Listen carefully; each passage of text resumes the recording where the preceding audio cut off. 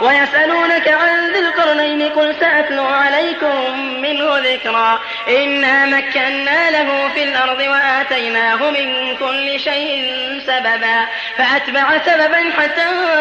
إذا بلغ مغرب الشمس وجدها تغرب في عين حمئة ووجد عندها قوما قلنا يا ذا القرنين إما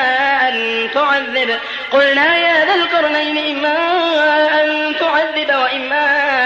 أن تتخذ فيهم حسنا قال أما من ظلم فسوف نعذبه ثم يرد إلى ربه فيعذبه عذابا نكرا وأما من آمن وعمل صالحا فله جزاء الحسنى وسنقول له من أمرنا يسرا ثم أتبع سببا حتى إذا بلغ مطلع الشمس وجدها تطلع على قوم لم نجعل لهم من دونها سترا كذلك وقد أحطنا بما لديه خبرا ثم أتبع سببا حتى إذا بلغ بين السدين وجد من دونهما قوما لا يكادون يفقهون قولا قالوا يا ذا القرنين إن يأجوج ومأجوج مفسدون في الأرض فهل نجعل لك خرجا على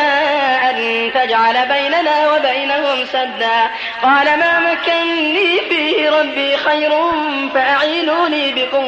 فأعينوني بقوة أجعل بينكم وبينهم ردما آتوني زبر الحديد حتى إذا ساوى بين الصدفين قال انفخوا حتى إذا جعله نارا قال آتوني